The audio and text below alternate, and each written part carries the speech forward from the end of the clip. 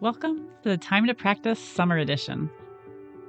This series is meant to give you a little weekly burst of inspiration, motivation, or food for thought about music learning and music practice for young musicians each week before we restart Season 4 in September. You'll hear tips from past expert guests, listeners, and even, I hope, tips from young musicians themselves this year, and I can't wait to share them with you. Whenever you listen to this episode, whether it's in the summer or throughout the year, I hope these episodes speak to you and give you actionable advice that you can use. This episode is brought to you by my resources for teachers and families. I have 3 books about music practice available, especially about music practice with young students or students just learning how to practice, and you might find those helpful. Beyond the Music Lesson, Positive Practice, which is a workbook for problem solving in the early stages of practice, and Music Practice Makeover. You can find links to purchase any of these books at suzukitriangle.com/books. And anytime you purchase one of those resources, you help support the work I do, especially the work of this podcast. Thanks for your support. This episode originally aired about a year ago, summer of 2025, and it's an episode that kicked off a multi-part series on perfectionism and supporting young musicians or ourselves with perfectionism and when we're learning music. And my friend and colleague Claire Allen came on and recorded these with me. We really enjoyed putting these together and researching this topic, and we got so much great feedback and heard from so many of you that this was a helpful series. So I'm sharing just the first episode of this series again this week as a refresher, because next week you'll get to hear from the two of us again a year later as we reflect on our thoughts since the series first aired, since we had an article published in the Strad on the topic, and after having a year to use these ideas in our teaching and our own lives. We're looking forward to being here with you next week to share that conversation. You can find links to listen to the rest of the episodes in the original series at suzukitriangle.com/perfectionist. I'll put a link to that in the show notes. And we want to remind you, just as we did when the series first came out, that we are not trying to label anyone as perfectionist or not perfectionist. We're trying to be very conscious to stay in our own lanes as music educators and musicians who think about practice in this way. And we are not mental health professionals, so none of what we say is meant to be mental health advice. Our goal is to better understand perfectionism, perfectionist thinking, and to discuss strategies for music learning and music practice that can help us as musicians, parents, caregivers, teachers, and any of those categories which we may fall into ourselves. All right, let's dive in. Well, welcome everyone. I'm excited today to be here to start and kick off a podcast series on supporting perfectionists in the private studio with my friend and colleague Claire Allen.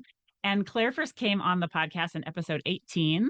So I encourage you to go back and listen to that. If you haven't heard from her before, haven't heard that episode before, I'll put a link to that in the show notes. And Claire, I was hoping for those people who are not familiar with you, if you could give your brief introduction of who you are and what you do in the world of music. I'm Claire, and I play and teach the violin and talk about playing the violin and write about playing and teaching the violin. So, all of the things. I'm based in Northern Virginia. I run an independent private studio where I have just over 20 students. We just finished for the summer, so very excited for my students to get and me to get a little break, and also already starting to miss them a little bit. And I play in a string quartet with some friends, and we've got a concert coming up. So, yeah, I teach violin and I practice violin, and that's basically it. I love it. I love it. And I'm really excited today to talk to you more about this this topic of perfectionism or perfectionist thinking. So Claire and I presented a talk on this topic at the ASTA conference, which is the American String Teachers Association conference this past March. And we did title it Supporting Perfectionists in the Private Studio. And we loved researching this and thinking about this and gathering information about it.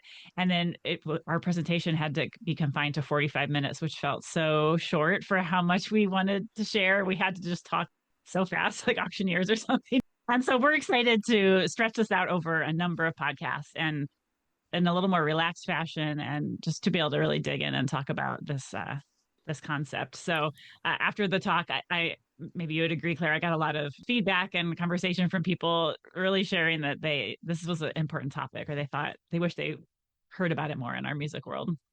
Absolutely. And something that is everyone, well, I shouldn't generalize. Many people experience this, but it's not talked about particularly in the way that we talked about it. So, yeah, a lot of people came up to me and said how valuable it was, or said, "Oh, I have a student going through this. Like, what would you do with them?" And so I'm excited to be able to talk about this without a time limit. I mean, we'll make it a reasonable length podcast, I'm sure, but also to connect maybe with people who heard our presentation and want to know more, or people who didn't get to hear the presentation. So Exactly. should be fun. Exactly. And this first podcast is going to be more of an overview of how we see perfectionism showing up in our classical music world. We're going to talk about it from a few different angles: teachers, parents, and caregivers, supporting students, and students themselves. So, wherever you might come to this perspective from, and also maybe you do not identify as a perfectionist, but maybe you know someone in your world who does, and you can kind of think about them as we talk about this topic. So, I guess I want to kick off with a few disclaimers that I think are important. First, Claire and I are not mental health professionals, and we are not giving mental health advice. So we want to be careful about that and knowing the boundary between supporting our students as teachers and supporting ourselves and supporting the families we work with, but not trying to step into a therapist role. There is a time to refer people out for more professional help than we are qualified to give. And I think it's helpful to have a list of resources in your community or refer people to their pediatrician, and just to make sure we're not trying to take on that role, which is not appropriate for us as as teachers. I don't know if you want to add anything about that, Claire.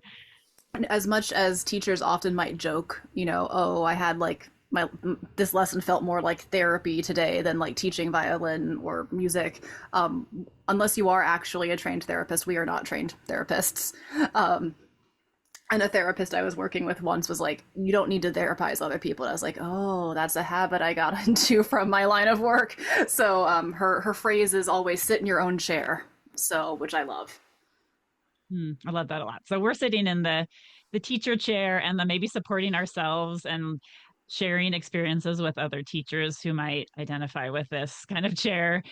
And we do think it's really important to know when outside assistance is needed, because sometimes it is. And I will share personally that I've worked with a therapist and talked about this very topic, and it's really helpful to get professional advice sometimes and to know when we've reached that point, I guess. And so this is not meant to be that. Really, what we're trying to do is share strategies that might be helpful, signs that maybe some more support is needed or extra care in the way we are offering support to our students or a child if we're practicing with them, and maybe understanding what this feels like to the perfectionist or the person struggling with perfectionist thinking. So we have a lot of empathy and can work at it from that perspective. So I think that's an important disclaimer as we kick off, that we might repeat in a briefer way in Mm-hmm. future parts of the series. All right. One of the things that we kicked off our talk with at the conference, and that I think is helpful to think about in our context, is that as musicians, especially in the classical music world, we walk a delicate balance because we are asked to strive for excellence and correctness, and serving the music, being as correct and accurate as we can in our playing. And we go to lessons and we work in our practice on, like, how do I get closer to that ideal? And it's sort of trained into us to have really high standards, to always look for how we're not quite reaching them, and how to bridge that gap. And hopefully in a healthy way, and in a way that feels like this is a fun challenge. How can I get closer to my ideal? But it's really, I think, easy to cross over to feeling frustrated or negative about ourselves in that process. And what we do requires such a high level of precision to, the millisecond in terms of timing or rhythm. As violinists, trying to play in tune is just a whole thing by itself. But for any instrument, getting to the note on time in the exact precise place you need to be to move your body in that exact way, and to be able to repeat it over and over and over again so you get it right. You have to develop a high level of self-awareness and a desire for precision to do well in this field. And being able to do that, and simultaneously being able to be kind to yourself while you do that, is a very big challenge. Absolutely. And yeah, we were thinking as we were talking about this topic that there are other careers where precision and accuracy are also very important. Like surgeon comes to mind. Like brain surgeon. Yes, yes. I hope they are very accurate and have accuracy trained into what they're doing. Also, like an engineer that's designing bridges we're going to drive over in our vehicles, for example, or walk over. There's a lot of fields that require accuracy and that where it's very important to be correct. I think what maybe sets classical music apart in a way is that some of us start at a very young age and might be considered quote old to start at 8 or 9 or 10 years old, in our world, even though people start at all different ages. And I think it's important to validate that. But for some of us, we were like 3 or 4. I myself was just under 3 when I started violin. So this is trained into some of us from a very young age, looking for where could I be more accurate or where could I strive to improve, for our whole lifetimes we've been thinking about this concept, which I think is a little different. Well, and starting later, like I did, because I was 9 when I started, that brings with it its whole set of, oh, people started when they were 3. I'm just a beginner. And it can really pull in this whole feeling of like, oh, I'm never going to catch up, or like, I'm never going to be as good as the people who started when they were little, which is totally not true. I have several friends, including myself, who are professional musicians who started well beyond the age of 3 and have careers and play beautifully. And yeah, it is really rough in middle school, but middle school's rough for a number of reasons. Yes, and we've had a number of guests on this podcast that have started, quote later at that, past 8 or 9 years old and are professional musicians now. So that is very valid. And still, I think compared to training a surgeon or an engineer might get, they're not maybe training in their career of choice at even 8 or 9. So we're No. still uh we're still starting very young thinking about these ideas as a I don't know, compared to other fields. I think that's helpful to think about for sure. Because then we have a unique challenge of how do we not get our self identity, our self worth tied up in what are we producing on our instrument.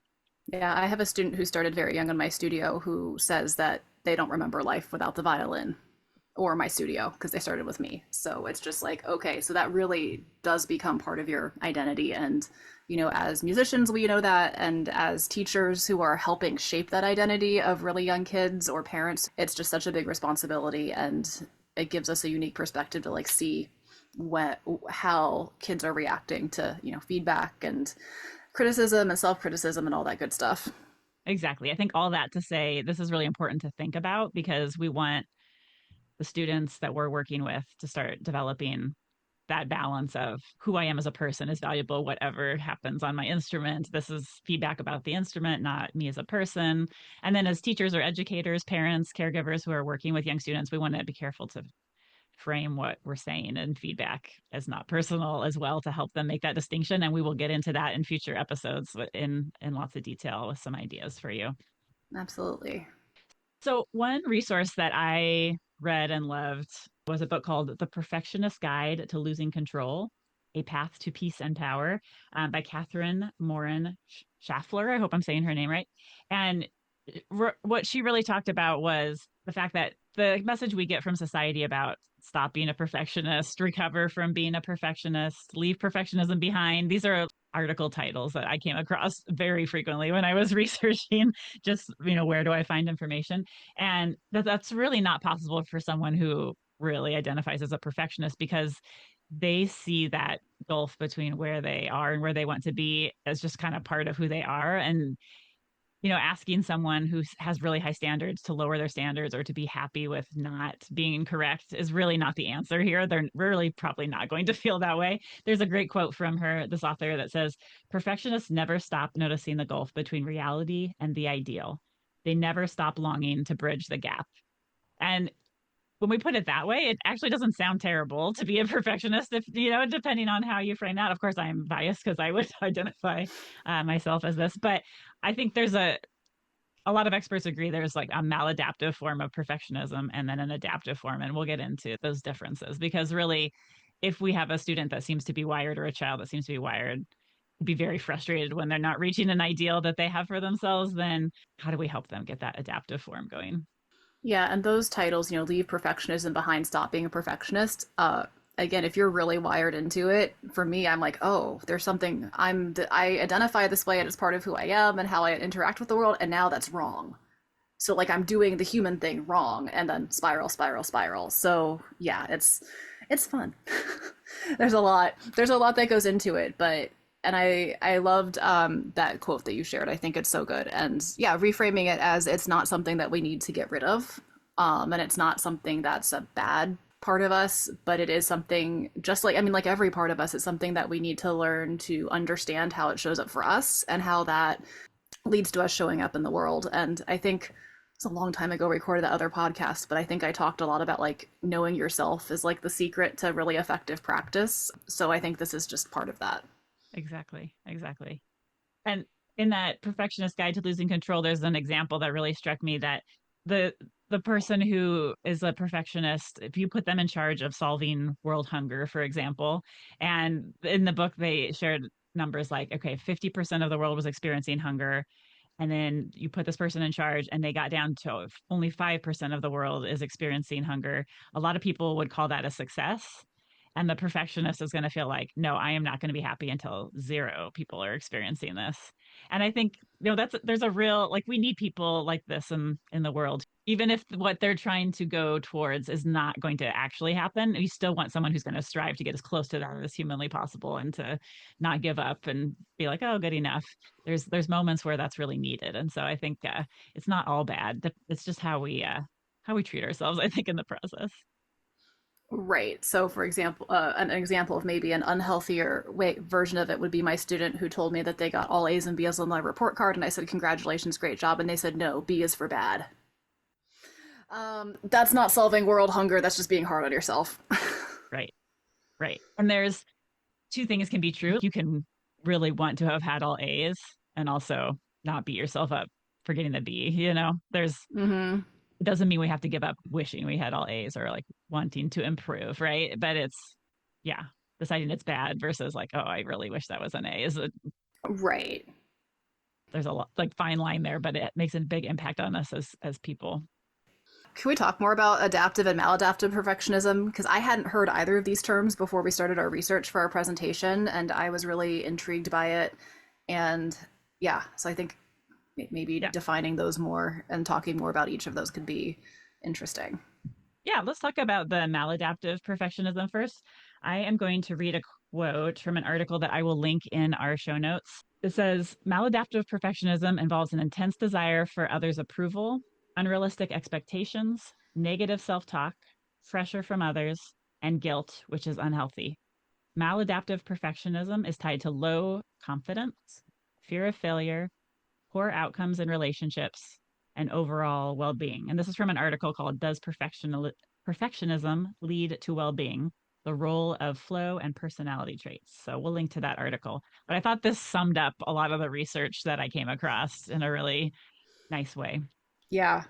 I mean, and it's really, I think the thing that really sticks out to me is it's focused on what other people think about us. It's not about, I want to play this piece beautifully because I love this piece and it bothers me when it sounds bad. It's, I want to play this piece so that I get first chair or am the best student at the recital or, all of this other stuff. There's a quote from Brene Brown that I'll paraphrase here because I don't have it exactly in front of me, but she talks about perfectionism is not the same as striving to be your best.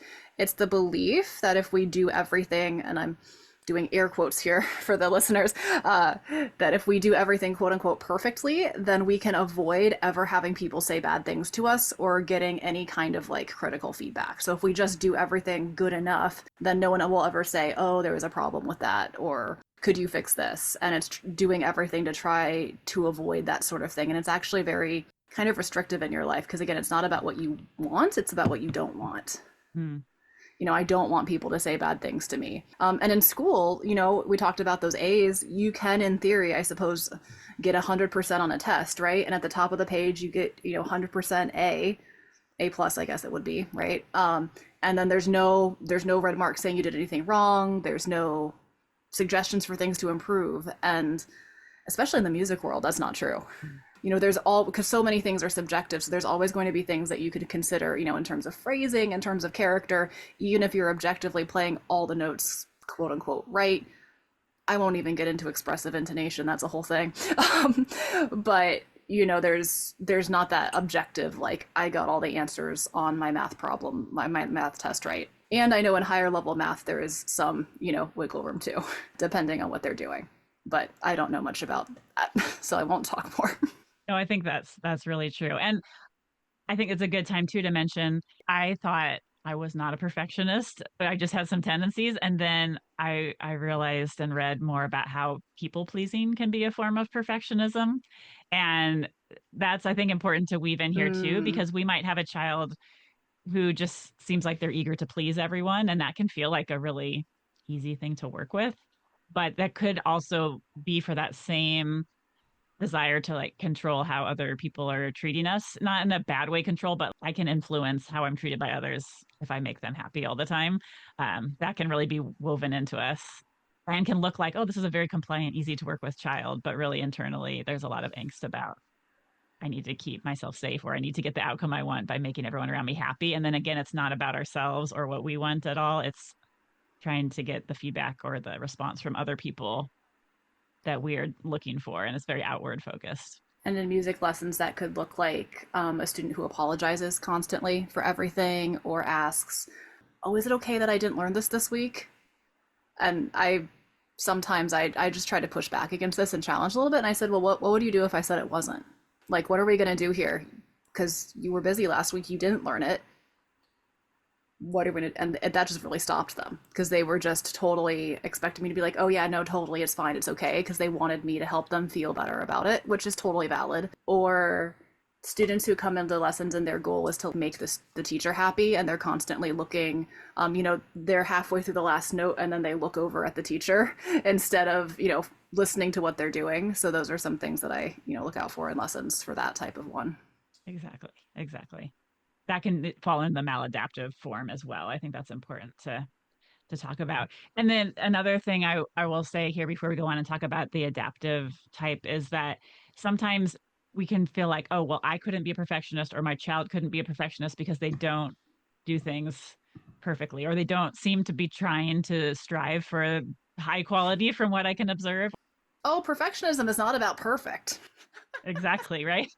Because sometimes perfectionism can be I'm not even going to start this thing because I'm worried it won't be the way I want, or I'm going to wait till the last minute so that I can say, oh, well, it's because I waited till the last minute, not because I quote couldn't do the thing. And that protects me from feeling like I haven't done it perfectly because I can say, oh, well, this is why, because I put things off to the last minute. So those are some ways it could show up and not look like we would expect. Because I think if somebody looks like the overachiever and we can see, oh, this person is stressing themselves out even though they're always turning out this quote high quality or perfect product, that's easier to spot. But the student who won't or can't get started or who drags their feet or procrastinates or avoids certain things because they know they're not going to be easy at first, those students also might need some extra, we don't have to label them. This is not about labeling people, but just like, oh, this student might need some of these strategies we're going to offer in this series, because there could be something going on there too. Well, and especially in all the instances that you just mentioned, it could be really easy to label someone as lazy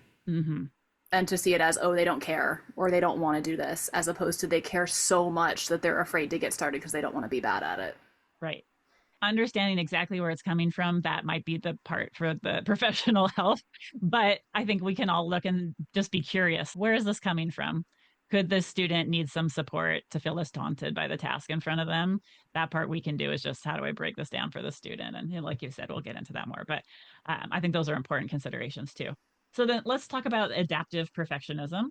There's some experts who say all forms of this are unhealthy and need help, and that's fair. There's also people who say, well, you might not be able to actually help this like inner drive to close the gap that we've been talking about. And so it seems to be at least a step in the right direction to work towards this adaptive perfectionism. So some of the traits that might tell us we have adaptive perfectionism going on is a high level of conscientiousness, organization, striving for excellence, having ambitious goals. Adaptive perfectionism has been linked to career success, high self esteem, happiness, greater life satisfaction. And the people who see something like I want to solve world hunger or I'm going to work on a cure to this disease in the lab or whatever it happens to be. They don't see that I must, to feel good about myself, I must be successful, but just this is a pursuit that I feel gratified by pursuing, and I'm going to get as close as I can, and that can be like a really positive thing, as long as our self-worth is not tied up in it. So Well, and it's directed at whatever the task is. It's, I want to cure this disease. I'm the type of person who will double check my test twice before I turn it in to make sure nothing got through because I want to make sure, that's, directed toward the result of whatever task it is that you're completing, not I want to do it this way because I'm scared other people will say bad things about me. right, exactly. So I think that internal focus, or how we think about things, that's a very tricky thing maybe to sort out sometimes. That's why it takes some some extra attention. We do want to talk a little bit about where can perfectionism come from. There's a lot of researchers will say, I'll give you a short list. It can come from our family of origin. I think the important thing to notice is if we feel like, oh, did I cause this in my child or did my parent cause this in me? Is that anybody who might feel like it comes from their parent of origin, it probably came, your great grandparents going way back, it could have come from them and just been passed down. It's not one person's fault. It's in the atmosphere that we're raised in sometimes that just maybe we can break the cycle, but we can't blame one person. Peers, academic settings, social settings, feeling pressure externally to be perfect or putting pressure on ourselves internally to be perfect. And there's also, it's important to mention a big overlap between perfectionism and ADHD, autism, and giftedness. So neurodivergent students we work with might really struggle with this in a unique way. And then, especially this is why we just want to say it's really interesting to explore our own perfectionism if we identify as this and be like, where do I think this came from? Because maybe it'll help us pick it apart, or, with professional assistance, pick it apart. Claire and I just want to say, as educators, we don't think we need to know where it's coming from. And we just want to understand, how to support the students that we're working with. Right. And ultimately, I see myself as my job as a teacher sitting in my chair. I'm not being a good support to the child or to the family if saying like, oh, well, the parent is doing this and this and this, and that's why this kid is this way. I mean, if a parent is, and no one has done this in ages, constantly interrupting a child playing in the lesson to say like, fix that, do that better, then yeah, I'm going to step in and say, hey, let's let them play and then we'll talk about things. Sitting and trying to psychoanalyze, again, not my chair, psychoanalyze our children or our students or their families isn't Yes. necessarily our job as teachers, but it's more to like understand like, oh, okay. Or if we're coaching parents to work with practicing with their children at home, kind of say, these types of phrases could be really helpful to use, and, look out for these sorts of responses in them that might be a sign that this is getting triggered. Yes. So we just think it's important to not try to place blame on any one thing, because it's probably quite a number of factors for any student. And like a student with ADHD, for example, it might be really coming from that. And it's not fair as a parent to be blamed for our child's support needs. So we just want to be careful that we're not doing that. And that as teachers, like we've been saying, we just think about, how do I support the students that I'm working with? Absolutely. Well, we are going to wrap up this first podcast in our series with leaving you with some of those definitions and things to think about with perfectionism. And we have some upcoming episodes on students and perfectionist thinking, on teachers who identify as perfectionists, and then also for parents and caregivers about how we can support our students in their lessons and practice sessions. So we're excited to come back in future weeks and share some of those ideas with you now that we've kind of got this foundation of what is perfectionism and the way that we're going to talk about it here, and how to think about what it might look like in ourselves and our students. Yeah, lots more to come. Before we go today, I wanted to mention a couple follow-up comments for our episode that you just heard. First is that Claire and I put together a pretty thorough document with a lot of resources following up on this topic, sources we quoted from, and ways to go research more and learn more for yourself. And I am going to put a link to that in our show notes for this episode. You may also reach out to me, Christine, at suzukitriangle.com and send me an email, and I'm happy to send that your way as well. We want you to have all of these resources to do some more reading of your own or listening to podcasts or audiobooks, whatever source you would like to follow up with. And we also want to acknowledge, and we'll mention this in future episodes in this series, that we talk a lot about getting professional mental health resources on board sometimes when we need more help with these issues. And we want to acknowledge that access to those resources are really challenging. And even for those who have healthcare that would cover such resources, I know in my own area, the wait list to access services is quite long. And I know many people have barriers to accessing that resource. So our purpose in mentioning that often in these episodes is to make sure we are not sitting in that mental health professional chair that we talked about a few times, but we want you to know that we see you if that is not as easy done as said.